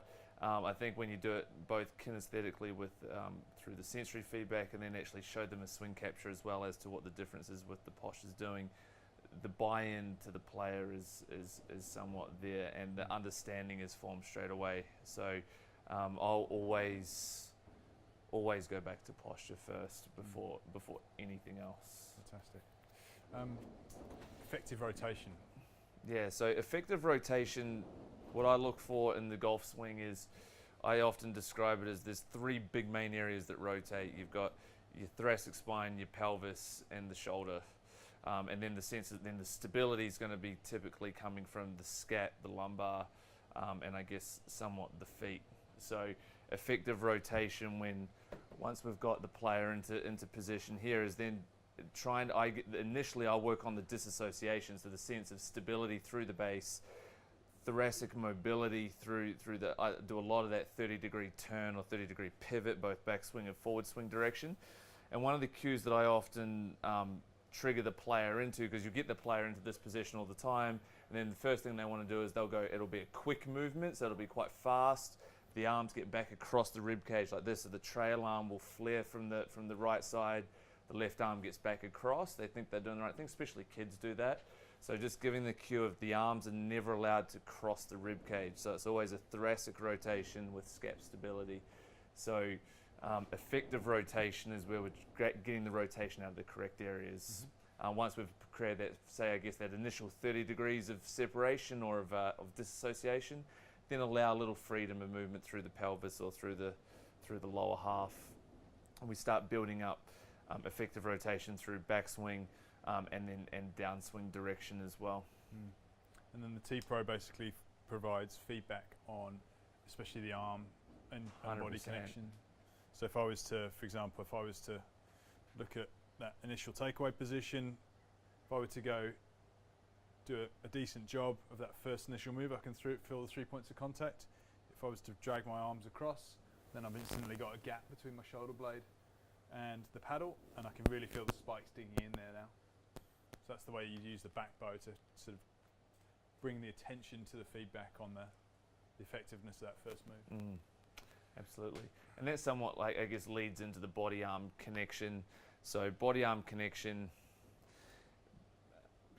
where basically something that's stable remains stable and something that should be mobile remains mobile. So if something that should be stable in the golf swing becomes mobile, that would be for me a body-arm disconnection. So frequently the one of the main areas of disconnect. People are going to, because I think the term connection gets thrown around a whole lot in our industry, I guess. So when the common movements of the player, where the arms get back behind the player and then it starts moving up this way, the term disconnection there is really where you're under rotated through thoracic, unstable through scap, arms get up and out of position or disconnected. So if we're moving thoracic spine really well, we're keeping the scap really stable, then the arms and the body can remain in a really connected position through to the top of the golf swing, also in the transition as well. And it's where you can get that, if you've got good stability through scap to rib cage or scap to thoracic relationship, you can have the ability to create really good sequencing on the downswing, kinematic sequencing, where you can get that nice stretch shortened cycle, I guess through the appropriate joints. So if you've already got, let's say for an example, through a takeaway where the left arm say gets back across the player, you've already got a stretch that's occurred there. So that's only then on the downswing. There's no way we can possibly add to that stretch to basically create power. So trying to get the player to understand that the shoulders can move, but the scap needs to be stable. So it's I guess an education thing more so than to explain what body-arm connection actually is. Perfect. Any comments on face control? Face control, yeah, absolutely. So face control is huge. I mean, I think when it comes to getting results out of ball flight, club face is king. So whatever the club face is doing, the player's then going to start to compensate or adjust in whatever means possible to get that face back into position. So club face control, I work a lot from say P1 to P2, working on where that club face should actually be. So let's say common faults which I would see is that the face has too much rotation early in the backswing. That rotation is can be a cause of several things. I mean, you could go back to the body-arm connection, and it could be a cause of poor scap control, or it could be the fact that the lead arm is working, I guess, and working with too much pronation or roll early, or the right, and then as a result, the right forearm supinates too much. The wrists start getting extended as well. So if I was in position here where I say get the player into good shape, and we make this somewhat of this rehearsal, and I had the hands on the golf club and I make the same motion, the club face is going to remain in a really stable position. Now, a way in which we can train that with the T-Pro is by specifically wrapping the arm into a position which is going to either encourage that movement or actually pull the player out of the movement. My preference is I do it twofold. So I'll do an over-under grip. So the way, yep. We'll go into this in more detail a little bit later on, but that's over the forearm and under the forearm. So if Nick holds... wanting to pull me this way? Yeah. So basically the over-under, so when Nick actually makes a motion there, his forearms are going to want to go this way. Okay, which ultimately is what I'm saying I don't want the player to do. I don't want them to go this way, but it's actually just generating a feeling of what's happening. Then I'll flip the essentially you can then change the bands over, so you could go do the complete opposite, so it's pulling the player this way. So just getting some feedback on feeling of how the forearms can move. But from a learning perspective, if that's trying to pull Nick out of position, let's say this is for a player specifically who gets the face open, now Nick's got to do the work to actually fight against that. So I much prefer, the way I coach, I'd much prefer to get the player to do a drill where they got to put the work in to keep the club face under control, rather than say do a drill which is going to encourage the club face to go to the right position. Because then ultimately, if they're just doing that, they take the drill off, they probably aren't going to retain that information. So the more we can challenge the body or challenge the brain to work, I think the better. So the over-under drill is a nice one for just getting that sense of getting the feeling of the club face getting to here. I mean, that's I guess for a term like a preference of mine. I don't like to see the face toe up. I like to see it, I guess, for a term at like 1 o'clock with slightly toe down. Sure. We've talked a bit at length about feedback on posture and movement. What about radius control? Radius control, probably do a lot of that with pitching and chipping more than anything, and full swing as well for that matter. I think radius control is a byproduct of the quality of the pivot or the quality of the thoracic rotation more than anything. So when we have a breakdown of rotation, that's when you're going to possibly lose your radius. So radius, the distance between the hands and the sternum. So let's say I don't have really a good level of rotation and I get my arm sort of up and in behind me, I'm going to have that sense of a shortening of the radius. Possibly then on the through swing, I don't have a lot of rotation and I'm going to get into a little bit of this motion. So that radius, that sensory feedback between the band and the T-spine somewhat working with maintaining radius, I think is wonderful, especially in the short game, short greenside chipping, wedge play, those sorts of aspects. Fantastic. Thanks, mate. My biggest thing with wedge play is contact, so improving a player's contact. Once the contact's good, then distance control and flight control is pretty easy. Problems I see a lot of the time with wedge control or wedge contact is low point issue, which is coming from, spine tilt, where pressure is, and then club delivery, handle dragging, early releasing, etc. So from a stock standard point of view, from a setup position, I take the standard grip with the T-Pro to start with. So I'd just be palms through as normal, thumbs down into an address. So what we'll do is maybe you go face on. Actually guys, if you come around this side, you can see front onto Lachlan. Let's do some practice swings first.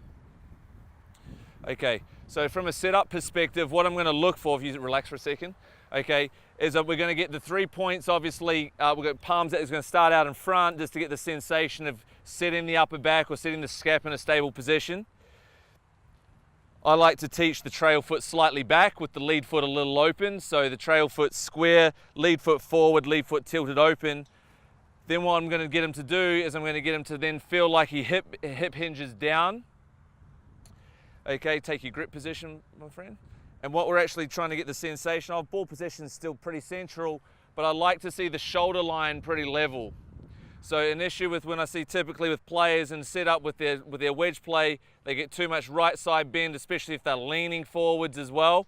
So if we come back to neutral, mate, so we're going to try to feel like the pelvis is pretty neutral, the shoulders feel pretty neutral. And this is where we get into that radius control. So now the sensation is that we can actually create a pivot through that upper back. And when Lockie pivots through the shot, pivot through now, he can actually feel like he works up and around that lead side. The shoulder plane looks pretty level on the through swing. The club and arms are right in front of his chest, so there's no pulling on the grip and there's a release in the club head. So if you do that again, mate, so into an address. So the feeling is the shoulder line looks pretty level, 3 points are connected at the upper back. And then I'm really just encouraging the pivot through the shot with those 3 points staying connected. Poor wedge play would be, for example, go into a backswing movement, would be from here, handle starts to drag forward, spine starts to tilt backwards, low point controls all over the place, and then typically the player finish, well, they can either flip that way or when they go through, lead shoulders really high, trail shoulders really low. Or if you go back to address again, pivot back. From here you see players then hang back and early release and go that way as well. So by triggering the pivot through the upper back, we can start to avoid both those issues. So if you pull a ball in, mate, let's make a little rehearsal. Right, so lead foot a little more open. Good, shoulder line feels pretty level. And now all I want you to do is just to basically pivot here. Good. So really, really trying to trigger his pivot again, one more time. There, and pivot through, and you're pushing up and around the lead side, keeping connected. So if you come into the shot now, so really focusing on the upper body pivot, pushing up around the lead leg. Good. So he's finished with the chest completely at the target, the club's in front of him, and the shoulder line looks pretty level. So there's no indication is that there's no dragging on the handle. He's going to get good bounce interaction, and contact's going to be pretty solid. Cool. So what I'll get everybody to do is grab a wedge, try to, from my point of view, those are my key elements that I'd look for, and then you can probably assess what your tendency is. Are you someone who does typically drag it a little, early release it, hang back, don't know, let's have a look, chip some and have a look. Okay, so let's put the T-Pro on. So standard grip position, so we're going to go thumbs down. Yep, perfect. Good, so the main thing is we calibrate, get that feeling of good connection in the upper back to start with. So always like to get that before we actually do anything else, get that sense of where that connection actually is. Yep. Great, go ahead and take your grip for me. Okay, let's pop it. So what we're going to do is we're going to go lead foot a little forward, trail foot slightly back. Good, just turn the lead foot open a little. Excellent, mate. Good, the feeling is now that we've set your spine angle pretty neutral, so you're going to feel like the lead shoulder and trail shoulder feels relatively level. Good, just making a small rehearsal. The main component we want to focus on is the pivot through the upper back. So we're going to pivot and push up around that lead leg. So we're always, as a rule, keep the upper body moving. Don't let the upper body stop. Yep. Good, and keep pivoting, good. So if we keep the pivot going, you're going to avoid any dragging on the handle, early releasing or scooping feeling. Body's released up in that target, okay? Yep. Cool. Let's go ahead and clip one. That's great. So set the 3 points on the upper back, good. Okay, main feeling is upper body connection. Continue the pivot toward the target. Excellent. Great, so let's just calibrate the posture, so it's nice and good. We're gonna feel like we maintain the 3 points in the upper back. Good, so you set the radius already from here, then hip hinge down into posture. Great, so we feel like the shoulder plane feels pretty neutral. Great, main feeling is gonna be that you rotate from that upper back, maintaining your 3 points, pushing up around the left leg. Good job. So the upper back always continuously keeps moving, so we're always working the rotation here. Never do we want to stall out. That one worked a little that way. You felt like it worked a little steep? Did it? No, it was okay. It was all right? Yeah, it's good. So rotation, and now pivot toward the target with the chest, and you'll feel like you've pushed up around the lead leg because the upper body's rotated and extended, okay? Yep. Yep.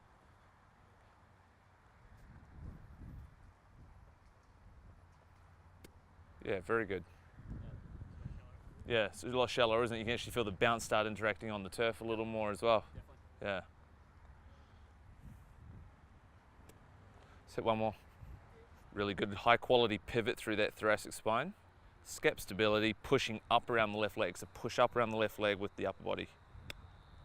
Good. So the more you actually pivot and push, the more that sends the club head down. A lot of club golfers will try to go, oh, I got to stay down when I'm chipping. They'll go this way and then they'll go flip or they'll go drag. Whereas if we actually try to pivot and push, that's going to actually send the club head down to the turf. Yeah. Excellent, mate.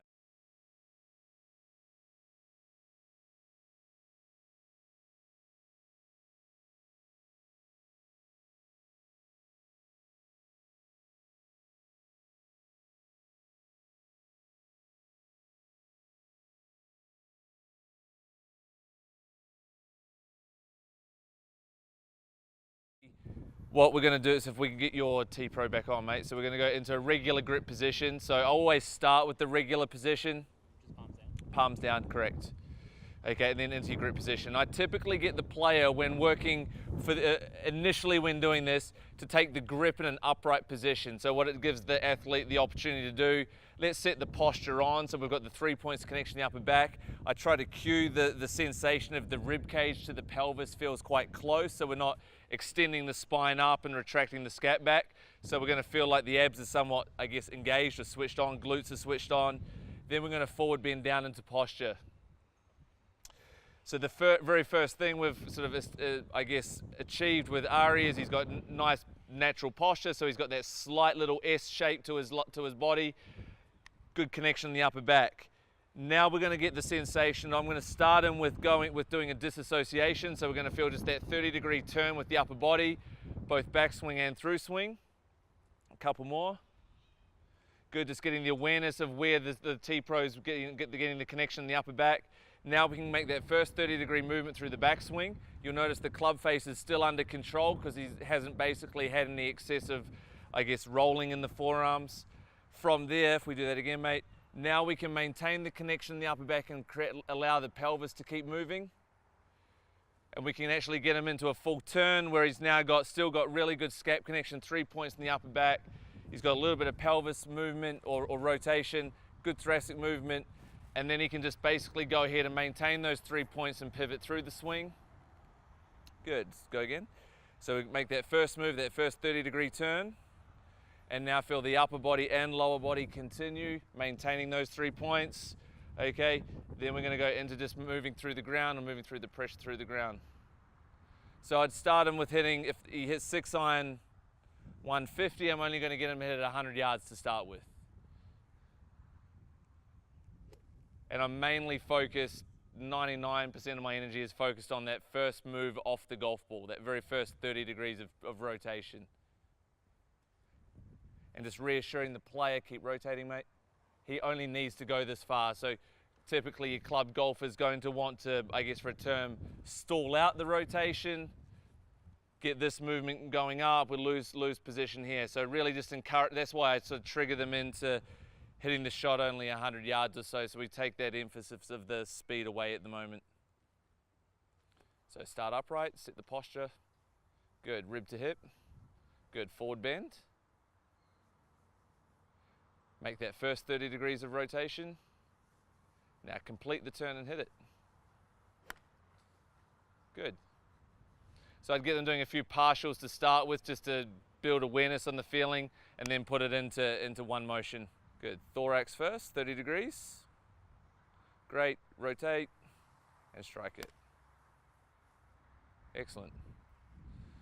So I'm not really interested on what the flight's doing because we're not really talking about downswing at the moment. This is purely just backswing motion. Excellent. First 30. Good. Rotate. Good. All right, guys, let's partner up and go through that together.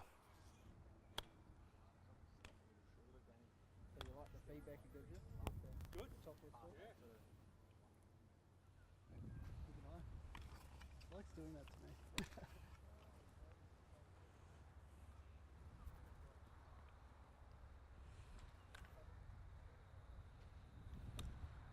You get the sensation of that good connection through the mid spine.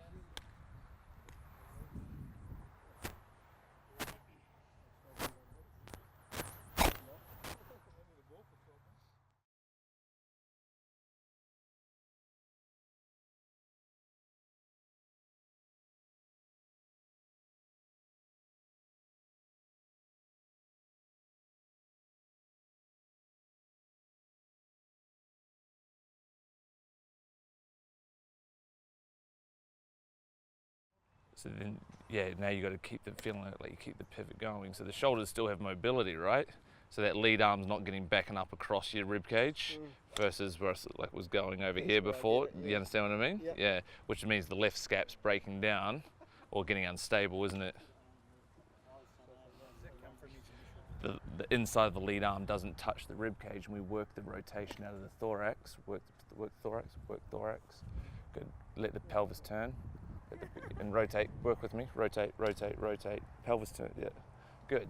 So now you've created better rotation, but the lead arm hasn't gone back across you. It's a lot for me to like, even just my mind to pick up. Yeah, because you're going to want to move. I'm like, I'll turn as far as I can turn. Yeah, it's perception of turn though, right? Because your perception of turn is get the hands over here, which is really just the lead shoulder or lead shoulder blades separating and pulling across. Yeah. Yeah, I like doing, if you're someone like that, I like doing the trail foot back, like set up, trail foot back. So like you're still like, foot's still on the ground. And now make a rotation like back up and around that. Yeah, let the pelvis rotate up and back, good. So you feel like you get, yeah. So it should feel like you're up in that right glute a little more. I'm doing nothing, I'm trying to do it. Yeah.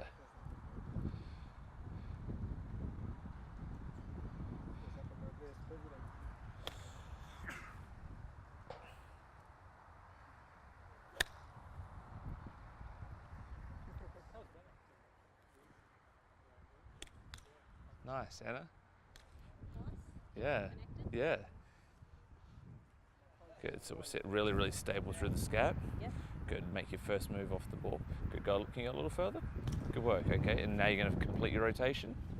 Good, so you've got really good mobility through your T-spine and your pelvis, right? But you've held scap connection, which is huge for you, okay?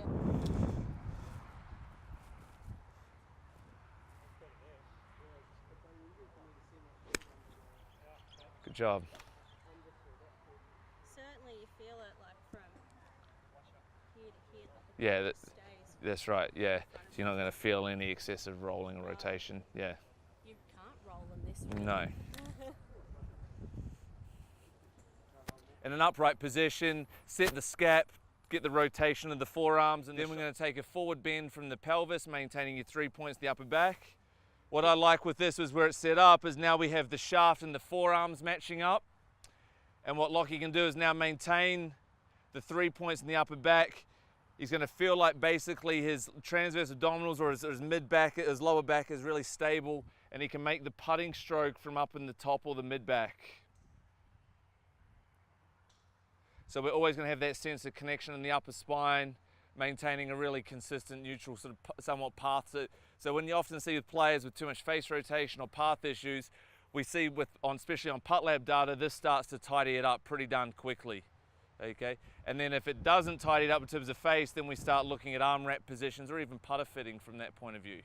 Okay, but in terms of actually getting the path sorted out, this is a pretty quick way of doing it. So why don't we start hitting a few putts, get set up and roll a few putts out and see how you feel. Okay, so we're going to go into a rotation or a supinated position with the palms. That's going to externally rotate the shoulder girdle, okay, and retract the scap a little. Then we're going to feel like we basically pull the arms back towards the rib cage so the scap sets really, really stable on the T-Pro. From there, you're going to take a forward bend through the pelvis, just to where you naturally want to be. We're going to then bring the pinky fingers together, and you're going to change the bend in your elbows now so we can get your thumb line on top of your toe line. Brilliant. Now we're going to leave the left hand where it is. Go ahead and grip it with the right hand. And now place your left hand on the grip. Really good lower body stability. Now just a small little pivot through where the T-Pro sits on the upper back. Good, mate. Really, really good. Much more connected, isn't it? And it's the feeling of, you really get that sensation of, it's almost like the rib cage just has a little pivot, doesn't it? Almost like below the rib cage is really, really silent. You're going to wrap the T-Pro over the arm and onto the thumb, and on the trail arm under the forearm and onto the thumb. So if you hold your arms out, it should be flipping your hands this way. Okay, then go into your same setup position. If you just make a practice stroke with the putter, it should feel like it's trying to get you to really rotate the face open. So it's now your job to feel like the forearms have less rotation on the backswing.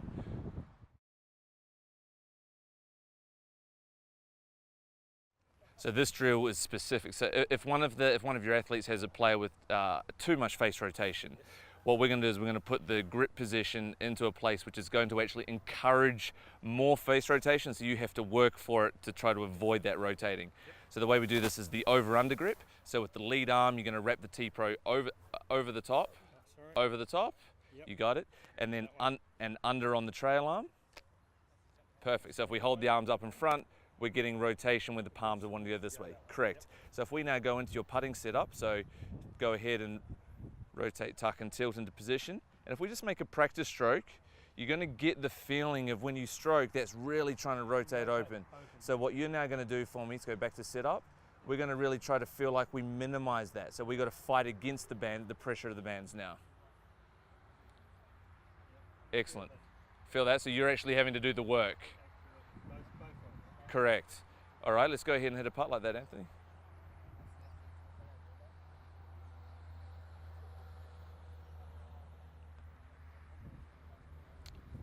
Pretty good.